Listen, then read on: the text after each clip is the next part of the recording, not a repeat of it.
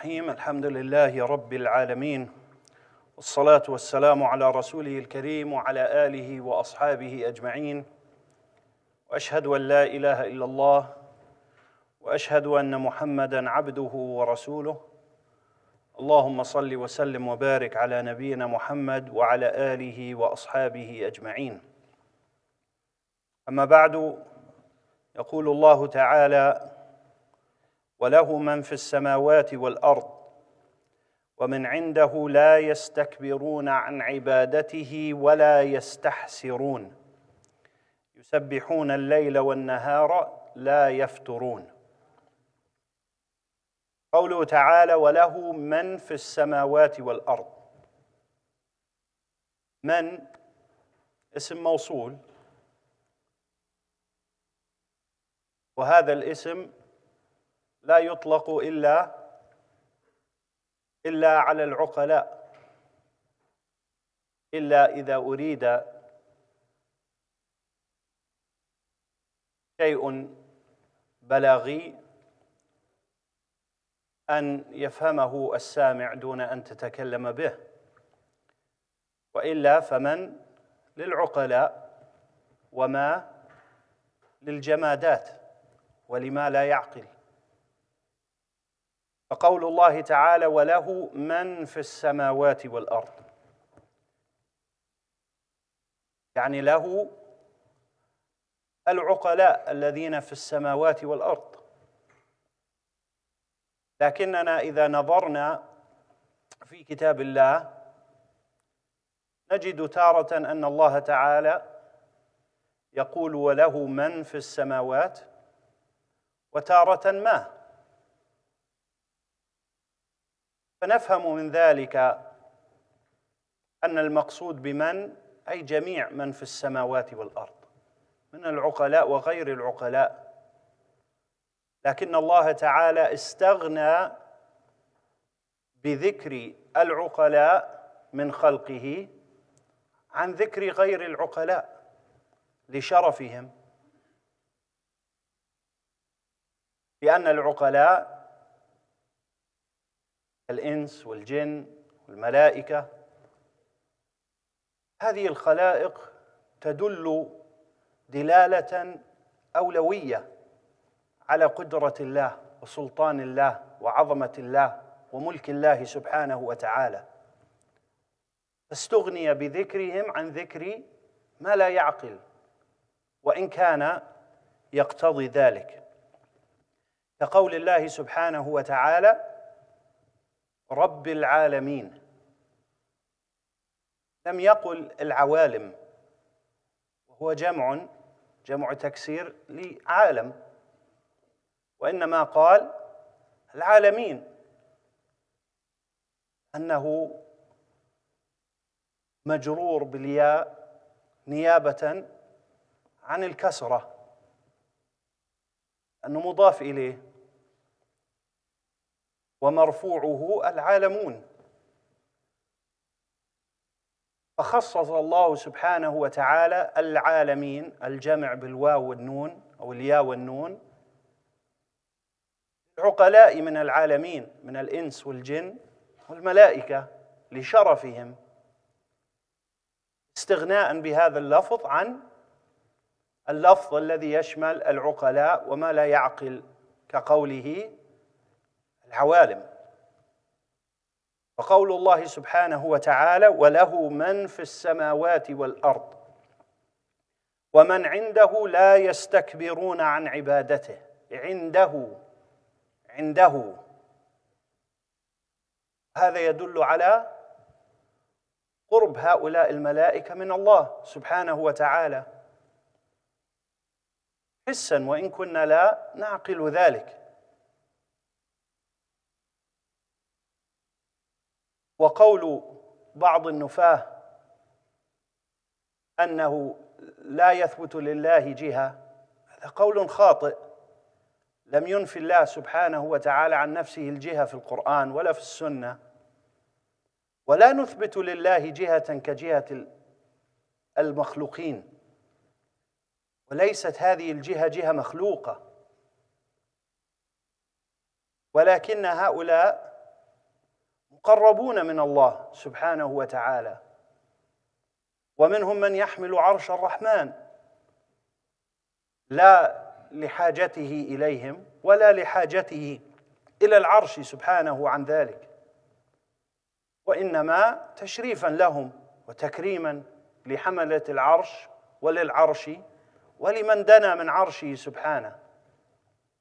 يقول الله: ومن عنده، أي الملائكة المقربون الذين خلقهم الله سبحانه وتعالى لعبادته، لا يستكبرون عن عبادته ولا يستحسرون.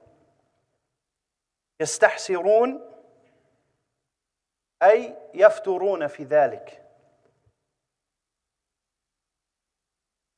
ولا يعيون بعبادة الله وذكر الله وتعظيم وتمجيد وتقديس الله سبحانه وتعالى.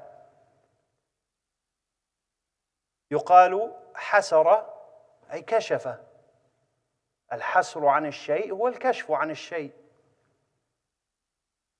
وقوله ولا يستحسرون أي لا تنكشف عنهم هذه الحالة من عبادة الله سبحانه وتعالى، ولا هم ينكشفون عنها، فهي ملازمة لهم. يسبحون الليل والنهار، يعني جميع الأوقات يسبحون الليل والنهار لا يفترون. والفتور هو الانقطاع، من قولك فتر الشيء إذا انقطع. لا ينقطعون عن عبادة الله وتسبيح الله. يقول علماؤنا رحمهم الله أن الملائكة ملهمون تسبيح الله سبحانه وتعالى إلهام أحدنا النفس، كما أن أحدنا يتنفس ولا ينفتر عن عمله بالتنفس، يأتي ويذهب ويركض ويمشي وينام وهكذا وهو يتنفس، فهؤلاء الملائكة كذلك، فيلهمون تسبيح الله وتحميد الله كما يلهم أحدنا نفسه. وفي صحيح الإمام مسلم عن جابر رضي الله تعالى عنه النبي صلى الله عليه وسلم أخبر عن حال أهل الجنة، قال: يلهمون التحميد كما يلهمون النفس، يعني يحمدون الله ويشكرون الله على ما هم فيه من نعمة مع كل نفس من أنفاسهم، كما يلهم أحدنا نفسه. Allah subhanahu wa ta'ala says, verse number 20, verse number 21 of Surah Al-Anbiya, he says subhanahu wa ta'ala, verse number 19, verse number 20, and to He belongs all those who are in the heavens and the earth, and those who are closest to Him, and those who are nearest to Him. They are not arrogant and find themselves above the worship of Allah, nor do they ever cease in their worship of Allah subhanahu wa ta'ala. What's meant by this is that those who are closest to Him subhanahu wa ta'ala, speaking of the closest angels to Allah subhanahu wa ta'ala, they are not arrogant. Arrogance is exact opposite of worship. As a matter of fact, the word etymologically of worship used to denote worship in the Arabic language is a reference to humility. Al-ibada, at-tadallul. Worship In the Arabic language, the word ibadah literally translates to humility. And so when a person exhibits arrogance, this person negates of his worship of Allah based on the amount of arrogance that he totes. For this reason, the Prophet ﷺ has said,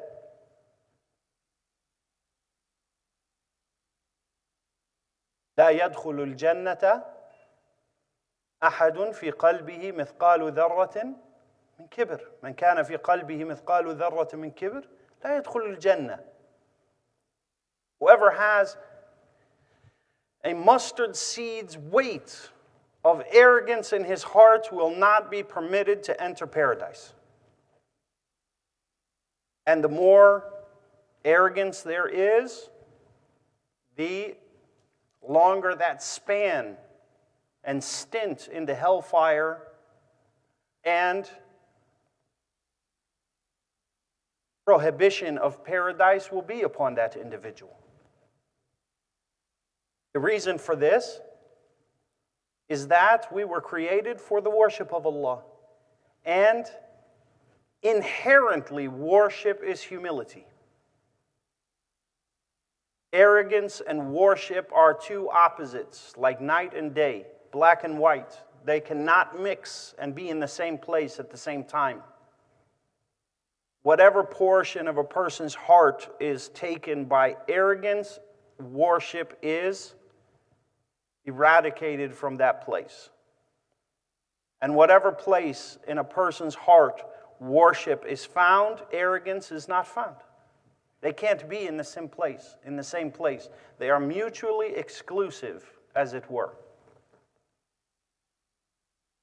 Allah subhanahu wa ta'ala continues to describe them, saying, they glorify Him and praise Allah night and day, and they do not relent. Meaning, they are in constant praise of Allah subhanahu wa ta'ala. Never relenting, not for a moment, in all of the things that they do. As it is mentioned by our scholars, that the angels of their nature is to praise Allah just as our nature is to breathe. Just as we breathe in and out, likewise the angels praise Allah subhanahu wa ta'ala in this way, as they go about whatever it is they are commissioned to do. Just as a person walks and talks and speaks and eats and sleeps while breathing, likewise the angels with regard to glorifying Allah subhanahu wa ta'ala. The Prophet sallallahu alayhi wa sallam mentions in Sahih Muslim, the authority of Jabir, that the people of paradise will be inspired to praise Allah as they are inspired to breathe.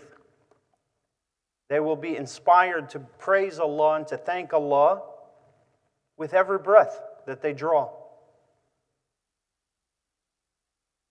يقول الله تعالى أم اتخذوا آلهة من الأرض بعد أن صور لنا ربنا سبحانه وتعالى شيئا من عظمته ثم جاء الالتفات إلى سفه أحلام من يشرك بالله شيئا. يعني هذه عظمة الله، جزء من هذه العظمة التي في الحقيقة لن نبلغ ولن نحيط بهذه العظمة علما. يقول الله سبحانه وتعالى في وصف نفسه هذه الأوصاف، ويصف عباده المقربين بأوصاف عظيمة، ثم يلفت أنظارنا إلى أوصاف آلهتهم وإلى أوصاف عابدي هذه الآلهة. يعني قس هذا وهذا، انظر هل يستويان مثلا؟ لا يستويان. يقول الله: أم اتخذوا، أي المشركون، آلهة من الأرض هم ينشرون. الله سبحانه وتعالى خلق السماوات والأرض، ذكر لنا ذلك، وذكر لنا أنه معبود في هذه السماوات والأرض، ومن كان ذا لب وكان ذا قيمة فإنه يقوم بعبادة الله سبحانه وتعالى لا يفتر عن ذلك، من الملائكة ومن الإنس والجن. ثم يذكر أن هؤلاء اتخذوا آلهة معدودة من الأرض. هذه الآلهة من الأرض، من الدنو، وليست في العلو كما هو شأن الله سبحانه وتعالى. قال تعالى: هم ينشرون، هذا استفهام، أي هل هذه الآلهة ينشرون، يعني يحيون الأرض، يحيون الإنس، يحيون الناس بعد موتهم، ينشرونهم كما سمي بذلك يوم القيامة، يوم النشر. هل هذه الآلهة تحيي شيئا أم تميت شيئا أم تفعل شيئا من ذلك؟ قال تعالى ردا على هذا، وانظروا إلى اللفظ، يقول تعالى: أم اتخذوا آلهة، جمع إله، والإله في لغة العرب المعبود حبا وتعظيما، هذا هو الإله. الإله هو المعبود حبا وتعظيما. واسم الله سبحانه وتعالى بلام التعريف وهمزة الوصل، الله، أصل هذه الكلمة الإله، ثم جاء حذف الهمز لكثرة الاستعمال، وأدغمت اللوام في بعضها فكان الله، يعني المعبود بحق حبا وتعظيما سبحانه. هذا معنى اسم الله. فهذه آلهة بالنكرة، جمع إله. يقول تعالى: لو كان فيهما، أي في السماء والأرض، آلهة إلا الله لفسدتا، أي لفسدت السماء والأرض. لو كان فيهما آلهة إلا الله لفسدتا. لا يمكن تصرف هذه الأكوان بغير رعاية الله ومشيئة الله وخلق الله سبحانه وتعالى، ولا يمكن لأن يبقى هذا التوازن الذي في ملكوت السماوات والأرض إلا بإرادة الله وخلقه وتدبيره سبحانه. ولو أراد أحد أن يقوم بطرف من ذلك لفسدت السماوات والأرض. يقول تعالى: لو كان فيهما آلهة إلا الله لفسدتا فسبحان الله رب العرش عما يصفون. جاء بالفاء هنا، الفاء حرف عطف، وهذه الفاء تدل على ترتيب ما بعدها على ما قبلها، وتدل على الفورية. يقول تعالى: فسبحان الله، أي علمنا ذلك، فإذا علمنا أن الله تعالى يملك ذلك وهو المدبر لها، ولن يقوم ولا يقوم أحد ولا شيء مقامه في شيء من ذلك، فواجبنا التسبيح والتحميد لله والتعظيم لله وعبادة الله. لذلك إذا آمن الإنسان أن الله تعالى هو المصرف فلا بد أن يعبد الله. إذا وقر في قلبه حقا ألا مصرف إلا الله ولا مالك إلا الله ولا خالق إلا الله، فإن ذلك يستلزم أن يعبد أن يعبد الله سبحانه وتعالى دون ما سواه، وألا تصرف شيء من هذه العبادة لغير الله.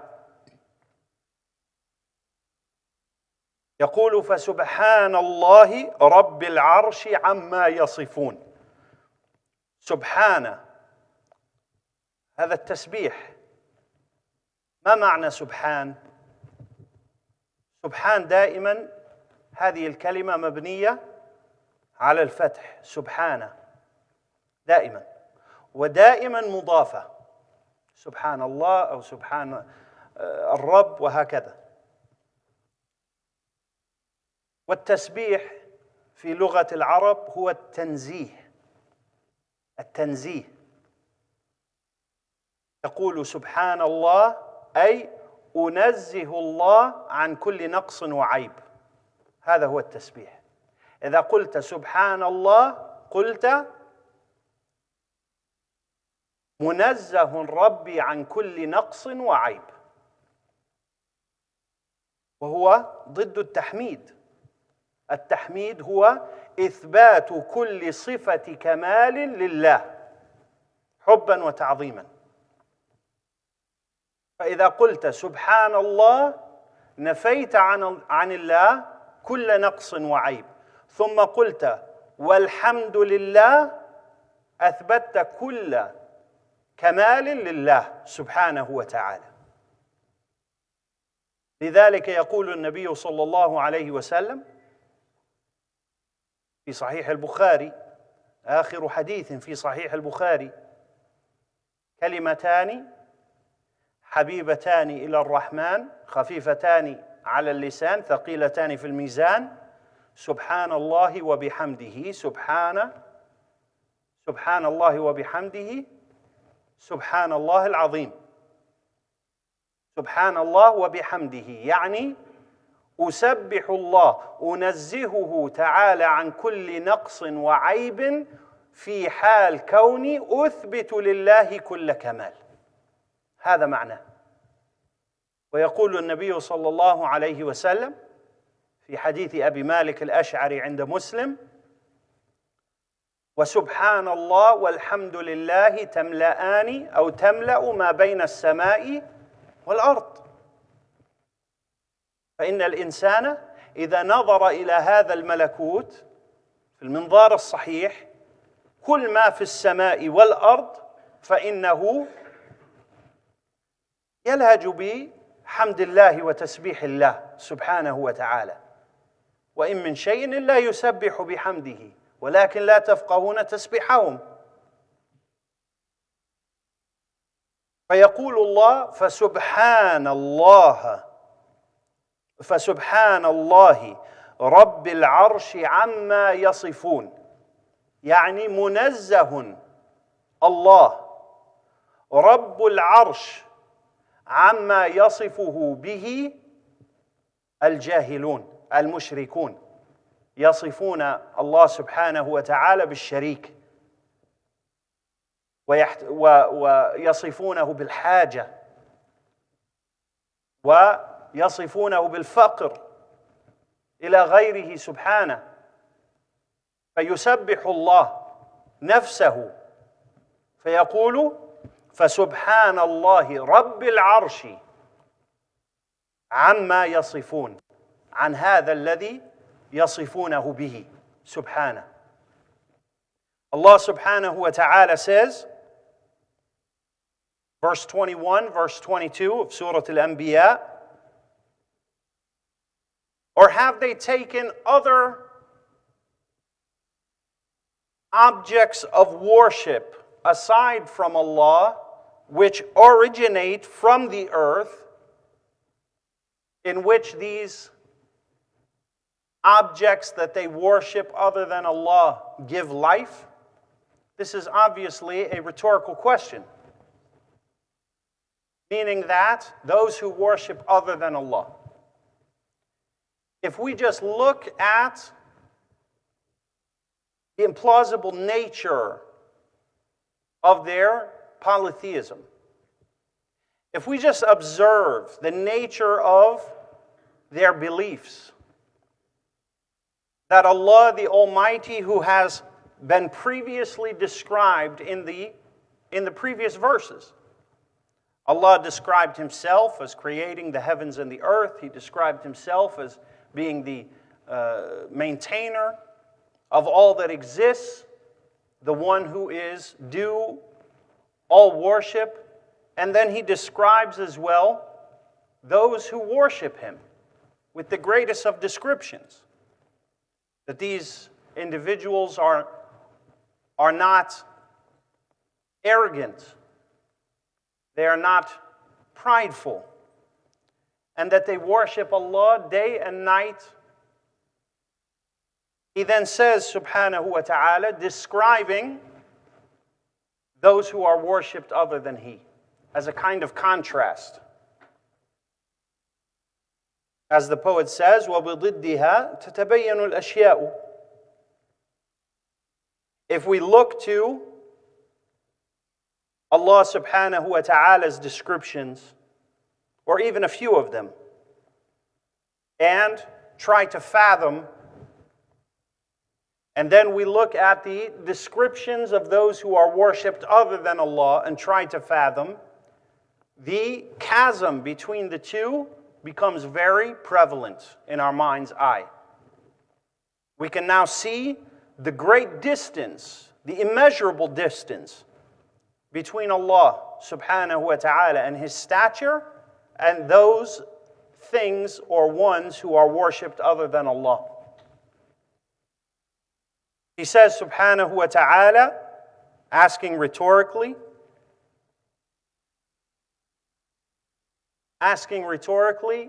have they appointed objects of worship from the earth which do not give life to anything? Why have they turned away from the worship of the one who is the ever-living, who gives life to all things, and from whose life all life is derived, is derivative?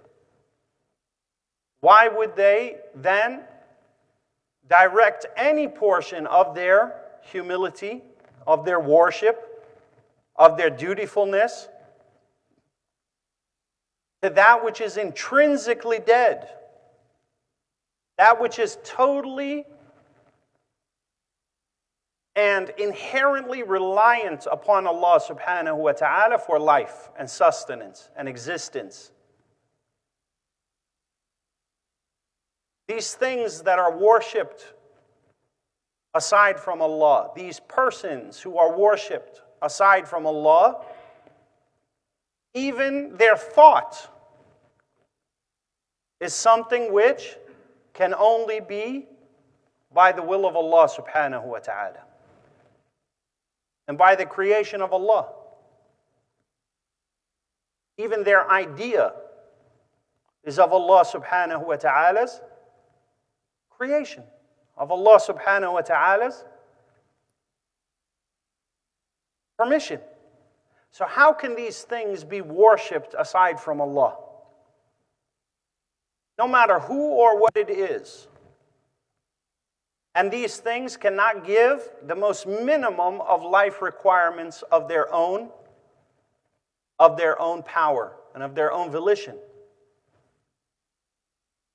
Allah subhanahu wa ta'ala then refutes this idea of there being any other God or sustainer aside from Him. Have there been in the heavens or in the earth any God other than Allah, they would surely spiral into destruction. This creation, the heavens, the earth, the dominion of the heavens and the earth, can only be maintained by Allah. If any portion of this dominion were to be subjugated entirely to other than Allah and maintained by other than Allah, then this harmony would be thrown out of balance. And it would quickly devolve into chaos.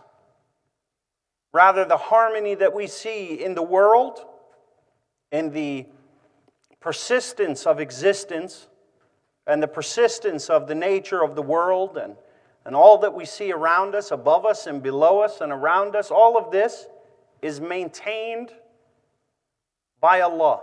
Its balance is there by Allah subhanahu wa ta'ala's constant will and maintenance. If He were to withdraw that will or maintenance for a moment, everything would cease to be. He says subhanahu wa ta'ala, Subhanallah.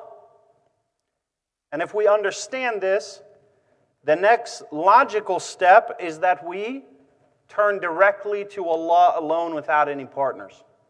If we know that there is no sustainer but Allah, no maintainer but Allah, no truly rectifying agent other than Allah, then why would we glorify other than Allah subhanahu wa ta'ala? If a person truly believes that Allah is one in His actions, one in His names and attributes, then why then would a person worship other than Allah? If one truly believes that Allah is one in His essence, in His names and attributes, in His actions, then the next logical step must be that only He be worshipped, and that we direct our humility and our worship and our servitude to Allah alone without any partners, subhanahu wa ta'ala. He says, "Glory be to Allah, the Lord of the great throne, and far above is He from all that they ascribe unto He unrightfully. Of His servants, of the people, they ascribe to Allah partners, children. They ascribe to Allah all kinds of things. And Allah subhanahu wa ta'ala is innocent and far above all of these things that they describe Him with, subhanahu wa ta'ala. Allahu a'lam, wa sallallahu wa sallam ala nabiyyina Muhammad wa ala alihi wa ashabihi ajma'in. Alhamdulillahi Rabbil Alameen.